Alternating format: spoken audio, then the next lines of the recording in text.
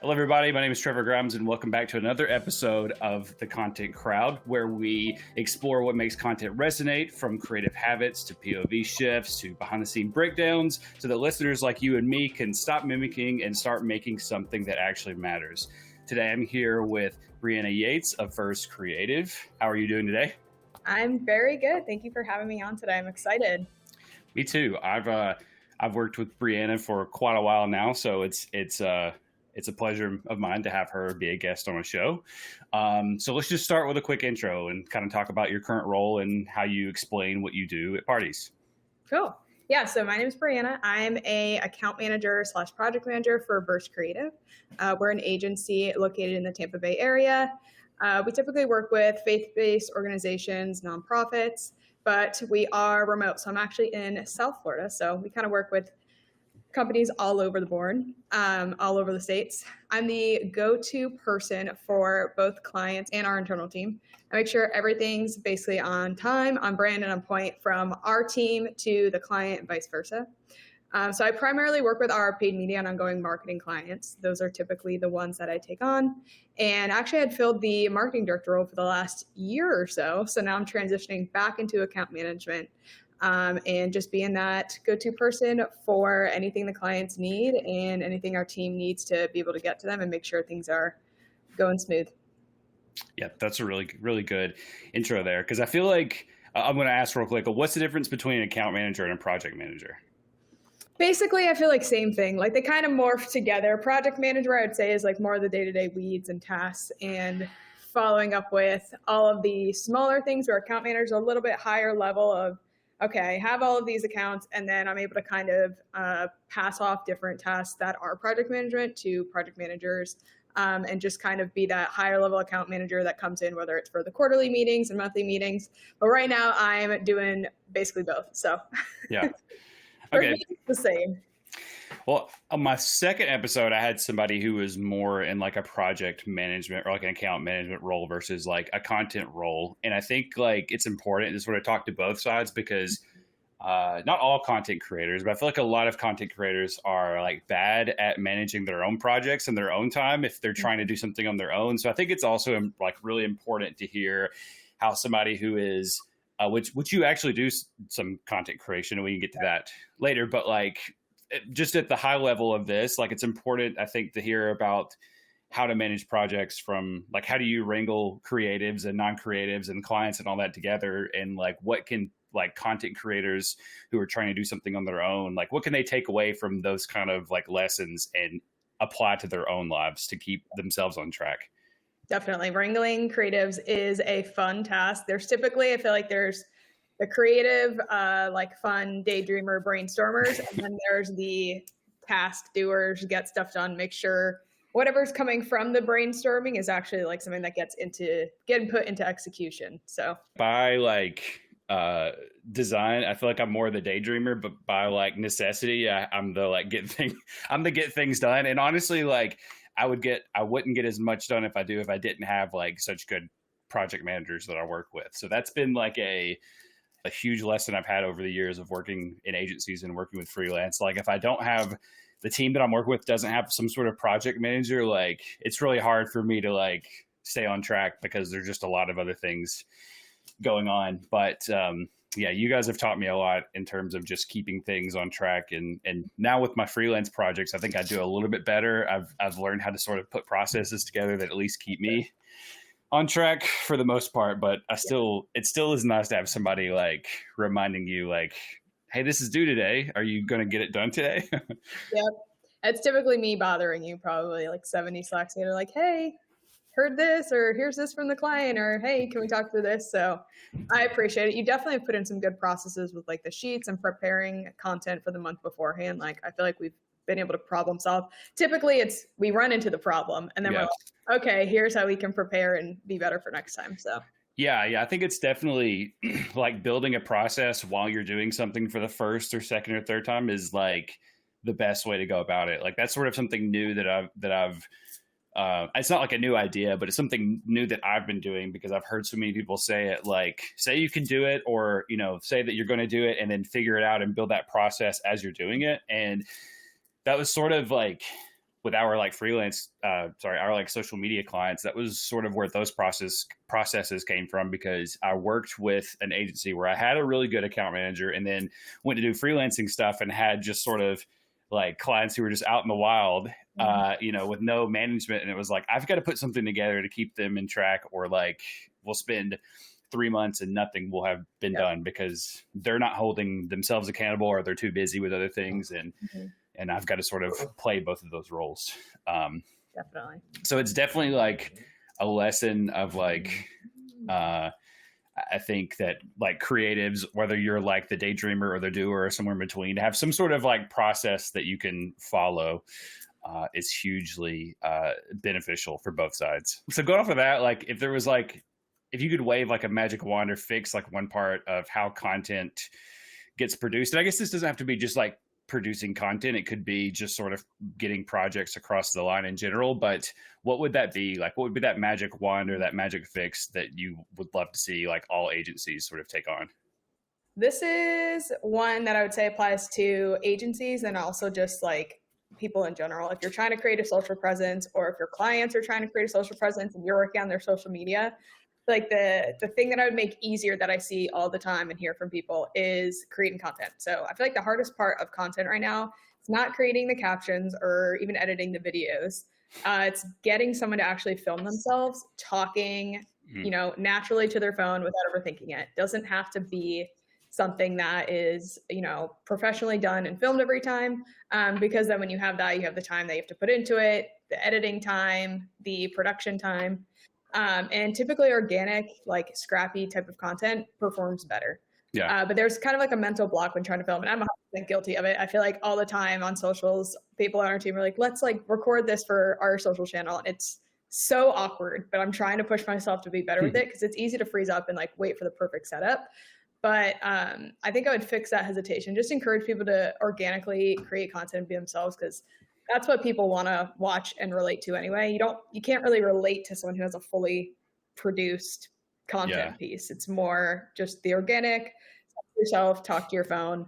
And I feel like that's something that I would make simpler, because that's something that I've heard is a big pain point. Yeah, I was actually watching this YouTube video yesterday by this guy named Jaden Young, and he called it like making walk in the park content. And it's like, a walk in the park is nice and easy and relaxing, and there's a low barrier to entry. And that's the first time, like if you're like struggling to be consistent, like that's the first thing you should create. And he was talking about like making just something with your phone that's like super easy. Like you're just sitting in your chair in your office or in your kitchen or whatever, and you're just making that video. And I think it's a super good piece of advice, like that you just gave, like just doing it for consistency's sake. Because eventually all that effort does compound in some way, but also it gives you the freedom to be able to post things if you want to like be involved in trends and post things that are more fun. Like if you can show up every day with something with that easy content of just like your phone facing you, like talking through something, very minimal edits, if edited at all. When you actually want to post something that's like trendy, like you have the time to do it because you've already made like the basis there. And plus, I think like I don't have CapCut on my phone. I used to, but I know like I'm sure with now like all other editing platforms do this, but I'm sure now they've made it where like AI can kind of go in and cut out the dead space or whatever, and it make it so much like so easier for you to put a somewhat edited like video up very quickly.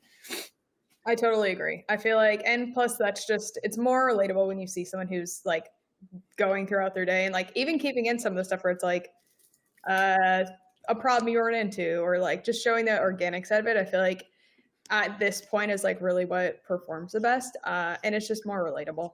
Yeah. I think even if you look at content by, like you mentioned, like a highly produced video isn't as relatable, but even with stuff like Alex Ramosi, who we know has a whole team of people doing his content, his like short form videos are like, yeah, he's like sitting on his couch, but they're not like anything crazy. And there's not, he might have like, sometimes there's not even graphics. Sometimes it's just him talking and that's the whole video. And then those things get clipped over and over and people use that audio all over the place. And it's like, it's less about what it looks like and more about what you're saying. Like, yes, he does highly produced videos on like long form, but that's like a different, like you can build an entire platform and an entire career out of just doing short form style videos of you holding your phone in front of your face if you don't even have something to hold the phone there. So I think that's something that from working with you and like working with our social media clients has been like the biggest like not maybe not lesson, but just like structure and how I work with other like social media clients is like if we can do these things and be consistent, then it gives us all the room to do the more fun, like trend chasing kind of stuff. But for now, like let's focus on getting consistency and doing something almost every day if we can. And then we can talk about like trends and popular sounds and other things later on. For sure. No, I totally agree. And like posting something is better than posting nothing. So yeah, get out there, especially when we have like the social media clients and we're prompting them to record stuff and we're not actually there to capture the content. That's where it gets tough because then it's in their court to film. So I feel like starting with this style where it's organic, you're getting it out there, even if it's just yourself talking to your phone, it still is, like you said, it's more so what you're actually saying versus how highly produced or what it looks like. So yeah. What do you like? What advice would you give, or do you have like a good piece of advice that sort of works for either the person who wants to start doing that, or the person who's working with a client who wants to start doing it but is like struggling? Like, what would you say to like help them sort of get over the barrier of being nervous or worried about like filming themselves or taking out their camera and filming a video of themselves? Yeah, I would say that something that helps me is just preparation beforehand. So for me, if it's like something that I know I have to speak in it, then I'll either have ChatGPT throw together like, hey, create like a quick script for this video that I want to talk through. And then I'll just have it on my phone. I'll practice it and then I'll record myself doing it. I feel like that's a pretty good, at least to get the pace down and to have your wording right. Because of course there's like stumbles and everything. And that's part of the organic part that I don't think is something that we always have to cut out. But I feel like that's a pretty good, at least structure side of it. And then for me, because I'm weird and I don't like filming in front of people, I will just film it myself and like practice it myself. And then, yeah, it's kind of like that at least helps me because I'm type A and I'm like, I want to make sure this is done right. But I'll only do that for like the one or two. And then you just kind of, I feel like start from there. But I would say just starting to film yourself and just walking through different things, especially if it's like a passion, I feel like then it's pretty easy. It's like you're able to just talk from the heart. And it comes naturally from there. But again, I feel like something's better than nothing. I know we all prefer like to post the highest level of content. But it's better to be consistent and be, filming yourself, whether it's doing like an activity or it's just something you want to share versus never posting because you're waiting for that perfect moment. That's such a like mindset shift that I think all of us have to, but definitely like I've seen a lot more of like helping somebody get over the idea of like waiting for the perfect moment or trying to only do like trendy things, especially. I feel like worrying about like trending audios or worrying about like a trending video or whatever and trying to like catch up with that. Like you're not going to get the same amount of traction out of nowhere that somebody else is or a platform that's been going longer, has more followers. Like, yes, there are those like occasions where somebody makes like something crazy that goes like out of the park, but it like doesn't happen as often now. I feel like more people get very high numbers that aren't viral than people that get like these like crazy like viral videos. Like I don't really know what dictates like viral anymore because I feel like if you get 100,000 views on something, that's kind of like nothing now. And like today, like a million views is still pretty good, like depending on what platform we're on, but that's still hard to go after. And I think like one of the things I heard recently is like, if you did have a video go viral, do you have the content there to make the people who saw it want to stay? And I think that's where like, that's the part that really has to like turn on in somebody's mind of like, I've got to have content that's already there. If there is something that I do that goes like viral or gets a lot of views, will those people stay, or it will be like a one hit and it's sort of over after that? Yeah, no, that's a great point about like, again, just posting and being consistent so that if they do like that one hit video, they're like, oh, okay, like I want to see more about this person. And like, if they're filming a day in the life or like, I don't know, I feel like I like to watch a lot of that style, like vlogish style, but also like health, and I'm interested to see what people are doing during their day. So I'm like, all right, well, like I want to tune into your life.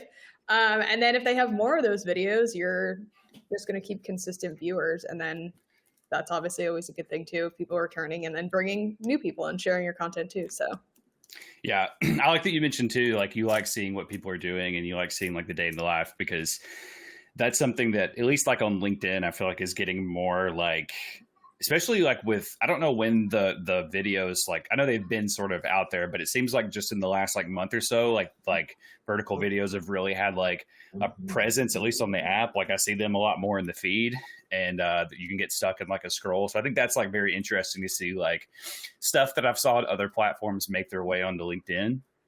Yeah, And I think like it's a good like spot to be in for a lot of creators to like carve out like that space of showing like what you do during the day. Like I kind of thought about like it would be kind of funny, not funny. I think it would be cool, but it would be like I don't know if I could consistently do it, but like I'm big into like I'm like standing obviously, but I'm trying to like stand more and like walk at my desk. And I was like, I've been getting like a ton of like videos about hip mobility and stuff. I was like, I could just like start like a live show at the end of the day at like 4:45 and like all right guys, let's like stretch our hips at the end of the day. You know, that would be like the thing, would be like showing people how to like stretch up their hips so when they leave their desk for the day they're like.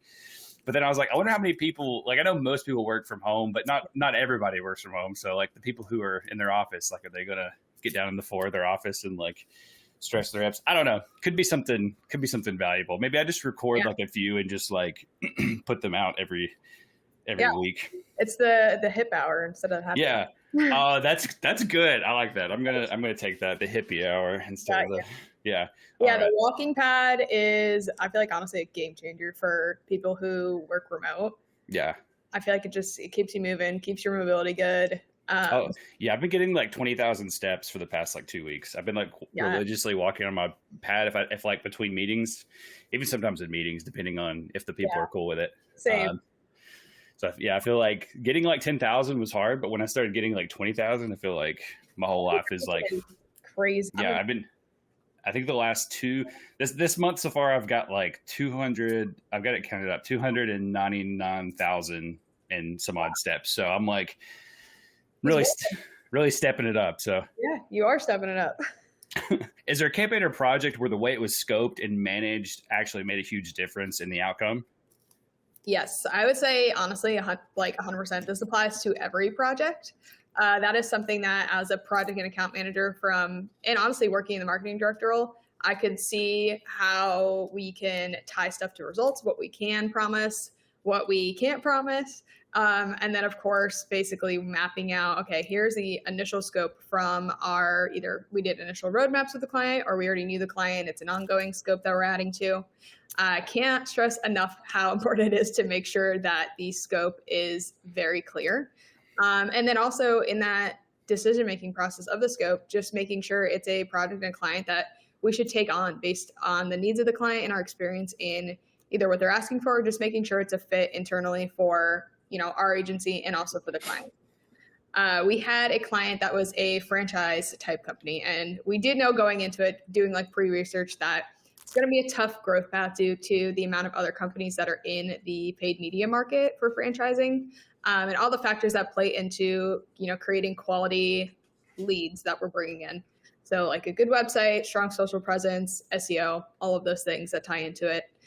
So knowing that and being able to scope that out clearly from the beginning really protected, I feel like, our team and the client, to make sure we didn't overpromise on anything, we didn't underdeliver on anything, and we knew that we did our best to get the results while not compromising any quality there. So it made a huge difference in mapping out kind of what was beyond our scope and where we needed to stay in and how we were able to bring them success. So yeah, scoping is like super important. I mean, I know it's definitely important in like an agency space where you are tying like the time spent and results to somebody's paying for something, and it's always, you've got to make sure you're profitable in that way. Mm-hmm. But especially if you're a freelance creator, or you're in a space where maybe like contracts and scopes are not like typical, I think it's definitely important there, because it's easy to be, even if you're your own person, it's easy to let like scope creep take over, and you end up spending. I've been in lots of those projects where it's just like the scope was there, but it like the time wasn't managed correctly, and it's like 3 months in and we're still working on this, and it's like I just want to be done with this. Like I'm holding out to the end of this to get this done because I want to get paid at the end of it, and that kind of sucks. So It's a bad place to be in unless there's like an actual good reason. So how do you like, I'm sure this comes up a lot, but how do you handle the conversation of like, hold on, this is going beyond scope or this is going beyond time, or in like the example I just gave where you're like 3 months into it and you're kind of realizing it's not getting done. How do you sort of get everybody back on track and be like, hey, we've got to wrap this up. Like, without saying you're wasting my time. Like, Yeah. how do you politely say that? Yeah, that is always a fun conversation. So it's typically there's the scope creep where it's things that are being added on or requested that completely aren't in the scope. That's one conversation, which is mostly of a, hey, we can definitely help with this. More than happy to take this on, but this is not in our scope. So I'm going to either create an additional one or, if it's an above and beyond thing that we want to include for them because we want to be able to serve them the best and it's something easy we can do. Of course, there's no problem of me figuring out how we can add that in the current budget and make it work, whether it's swapping something else out that we had in the scope to make sure that gets done if it's a priority to them. But the conversation of if it's the client who's delaying stuff is always a little bit more fun. So I feel like going into it, we really try to set the deadlines and like 24 to 48 hour response period. That's from our team to them and then them to us as well. But there's, of course, those ones where it's hard to get their emails back or hear back from them. So I try to, one, of course, you email a few times, and then from there, probably set up a meeting just to realign and just be like, hey, this is how it's affecting our timeline. This is how things are shifting. Can we all commit to creating or delivering the content or the feedback or whatever it is by this date? And then if that gets missed, then it's probably another meeting where sometimes even I'll just meet with the client to review the content in person, virtually, to make sure that we're getting it done and everything is being sent over on a time frame that works for both of us. But it's always, I feel like, about kind of just understanding their situation and then from there adjusting the timeline on our end. And it gets a little bit more difficult, of course, when it's stuff that's priority that needs to be turned around quicker. Yeah. But I never want to put our team in a pinch with, a rush turnaround. I don't want to put the client in that. So I try really hard to manage that accordingly. And then I also will typically give, this is a hack insider, that if I know a client needs something by like the 19th, I'm going to say it's due the 17th internally so that I can make sure we have some buffer in between and that it's getting delivered on time so that nothing's running late on either of our ends. And that way it gives the client a little extra time to review it as well. So. Yeah. How would you suggest somebody like me or like another freelancer like initiate that conversation with a client? Because I do put a scope together, but it still happens, and I feel like not everybody is like this for sure. Like, this is a generalization, but a lot of times it seems like if you're the freelancer and you're kind of handling something, if it's not super high on their list of importance and they're also not, it's not that they don't respect you, but it's kind of like you're the freelancer, you're not a project manager, you're not this, like how would you recommend somebody like makes that conversation happen if they're a freelancer and they're just sort of one person trying to manage everything? That's a good point. I would say even from the jump, something that you're putting in your contracts is that turnaround of like, hey, within 24 to 48 hours, I need to hear back from you.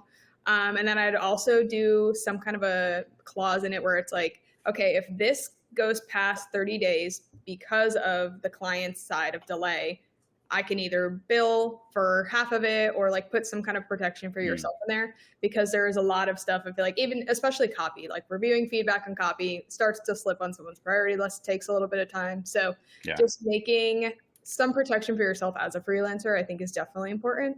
And then you got to just be on it with the emails. I would say as much as you can remind them. So if there's something that's coming due, pinging them maybe halfway through the week to it, just like, hey, just putting this back on your, reminder list. Please let me know if you need to hop on a call or anything. And then I would say not letting it go past, like if the deadline was the 19th, for example, not letting it go past like 2 or 3 days without checking in with them again, just getting it back on their plate. And sometimes I even send like a calendar invite for them to have space on their calendar to review something. I've done that a lot internally, but I think that can apply to a freelancers client situation as well. But ultimately, I would say that protecting yourself in the scope and contract is definitely a place that can kind of start that initial conversation with, hey, want to respect your time, want to respect my time. Like, this is what I typically have as like a turnaround. And of course, if there's delays on either of our ends, that ultimately delays the overall project from getting done. And we know the goal is to get that complete with the best quality possible. So let's make that happen together and make sure that we're both on point with getting things over to each other as needed. I love the putting time on their calendar. Like that's like such a power move. Like that's something I mean, I hope that my next client isn't like, I don't have anybody that's like that now, but I kind of want somebody who's a little like off on timelines. Like just be like, hey, I'm just helping you out. I'm not going to be here, but I'm putting this time on your calendar. So when it comes up, I want you to go review this. I think that would really show that you're like serious about owning this. And I think like sometimes you just have to be a little, not aggressive, but you got to do things like that to show that like I'm just as like serious about getting this project done as you should be. So, it's a mutual thing. Yeah. But it sort of lead in my next question was I was going to ask, do you have a rule of thumb or like a recommendation of how many times a week you should like be talking with a client? Like whether it's just like a quick update or just a check in to make sure that they're like staying on track, but also let them know that you're on track too. Yeah, that's a great question. I feel like I have a good, I don't know what you would call it, vibe checker, if you want to say that, with our clients. I've got a lot of trust with them that I've been able to build over the years of working at Verse. I want to say I'm coming up on 5 years, actually. So really feel like I've built that level of trust with them so I can start to tell if I haven't checked in with them in a while. Definitely just sending a message like, hey, wanted to make sure that you guys are doing good. I would say at least if it's a client that's not like super high touch and their scope is a little bit, like once a month, or it's less than a typical client that I'm talking to every day, I would say every 2 weeks, probably minimum. But a lot of my clients with the work that we're doing is there's always something I either need from them or I'm sending them for approval. So I try to probably touch one of them like at least, I'd say at least every 2 weeks, if not on a weekly basis. Cause I feel like I do talk with a lot of them, and then we set up meetings often. So like quarterly meetings or just throughout the week when there's things that come up. But one of the things that I think is really important throughout those years that I've been working with them or even building a relationship with a new client is consistently being available. And I'm not saying you have to be available like on your PTO time, but I'm saying if someone emails you, I try to reply to them. I would say probably within like the hour. Even if I don't have the answer for them, I get them some kind of a reply. And I feel like that lets the client know that I'm there for them and that they can reach out to me if they need anything. So that we kind of have that two-way relationship. And if there's anything that comes up, they know that they're going to hear something from me within the next few hours. So that they know we're always working on stuff, we're always. Or if it's like after hours, you're just like, I don't know that right now, but I'll get to it first thing in the morning, or I'll get to it tomorrow. Yep. Especially if it's urgent. Sometime after hours, I had to get better with like team communication and even client communication of like, okay, I don't need to be working all hours of the day. So, but if it's something urgent, then yes, I'm always like, hey, I saw this. I want to let you know I saw this. I will work on it as soon as I can get to it tomorrow morning. I don't think that's necessarily like, I know a lot of people are very adamant about like, don't check email after, like, don't check work email after 5 or whatever. But I think like if it's for a client you like and it's not deteriorating your mental health, to check the email. If somebody said something, just say like, don't overpromise anything. Like you're not going to do it tonight. Just be like, hey, it's after hours, but I'll definitely check on that tomorrow. I think that's definitely better than either seeing it and not responding, or not seeing it at all and then coming in the next morning and you're like, like you're like rushing to try to like figure out something. But then I guess also there's kind of two sides of that. Like in marketing, a lot of times like it's not life or death. So it's probably okay if you don't check it after 5, but it's definitely situational. It depends if if you can tell that there's it's a red or yellow or green email kind of thing. It's something red where I'm like, oh, or if it's something that like was on our plate to do, or like there was something like an error in a post or whatever it might be, that would be a priority level that I'd probably either fix or reply back to. Or just a client like, hey, like I need to talk to you. Like I have something that's going on internally and like I want to bounce this idea off of you. Like more than happy to talk outside of those hours. But agreed. If it's something that can wait till the next morning, it'll wait. So you mentioned that you've been at Verse for coming up 5 years. Have you always been in the project management role? So I actually, funny enough, I worked at Verse years ago. I want to say like 8 years ago. I actually worked at Verse when I was in college. So I worked there doing some website fun behind the scenes work, some project management when I was still going through college, actually for healthcare administration. So nothing to do with marketing at all, of course. Yeah.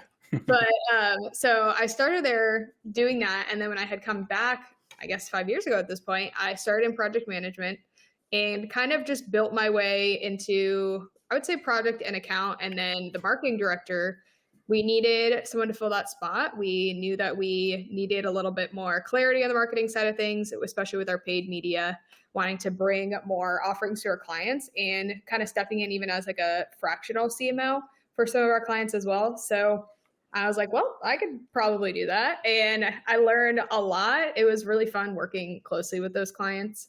And that's kind of how we started working together too, of like partnering on marketing and doing social work or social media work as well. Yeah. So leaned into that for, I want to say like a year and a half. And then we actually have a new marketing director on our team who's awesome. So I was able to kind of step back into the account manager role.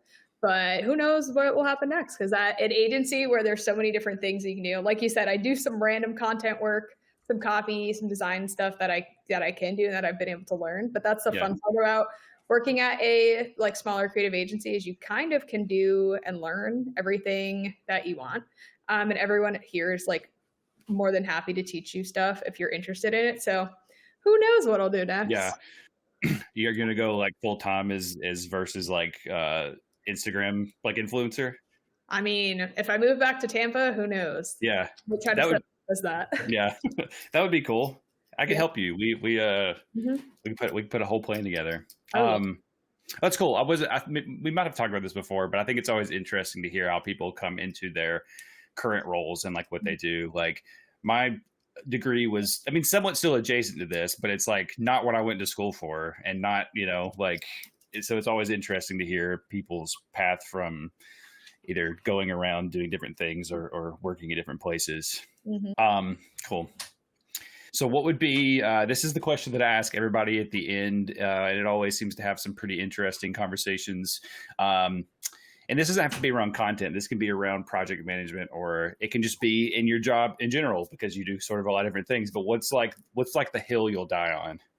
Ooh, a hill I'll die on. So I feel like it's kind of a mixture of, if we are talking social, like I said before, something's better than nothing. But I feel like something that I have learned over the last few years and kind of ties into what we were saying about just being that trusted person to bridge between the client and your team, is being consistent. So I feel like showing up at the level of execution, like a high level execution all the time, consistently, being able to have a fast reply, even if you don't know the answer, like I said, just getting that trust built, knowing that they're working on it.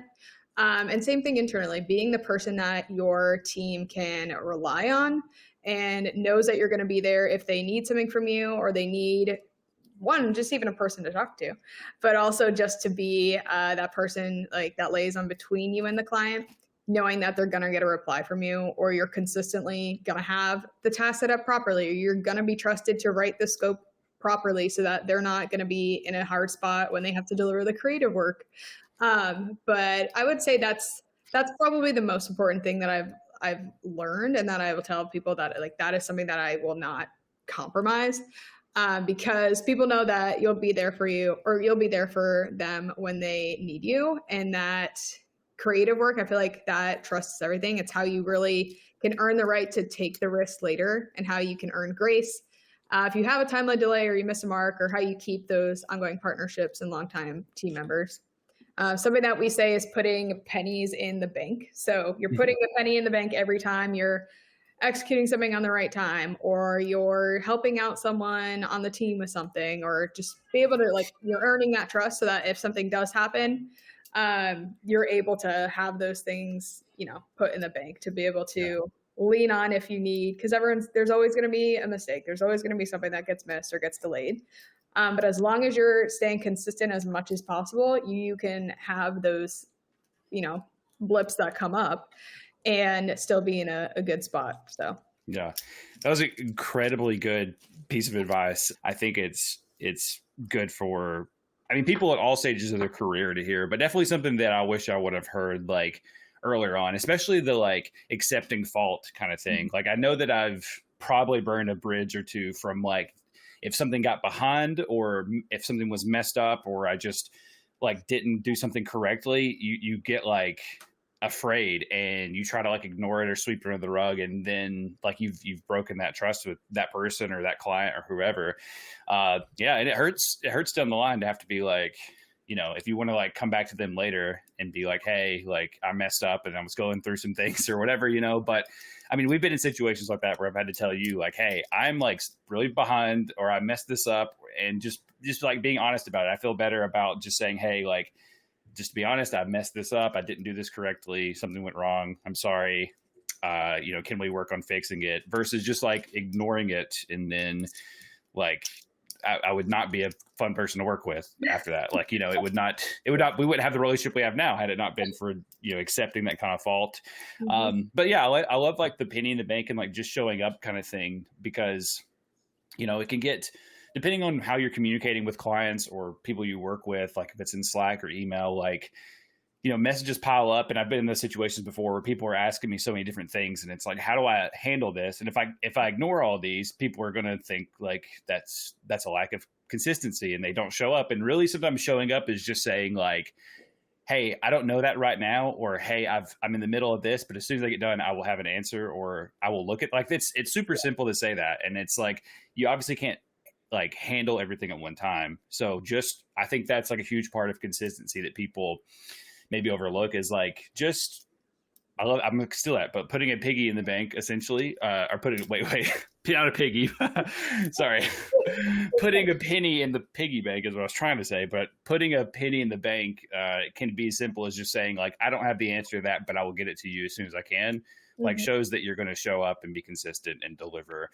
at the same level. So I think that's a huge piece of advice that a lot of us need to hear, and hopefully somebody hears it before it's too late and before they burn too many bridges from not being consistent.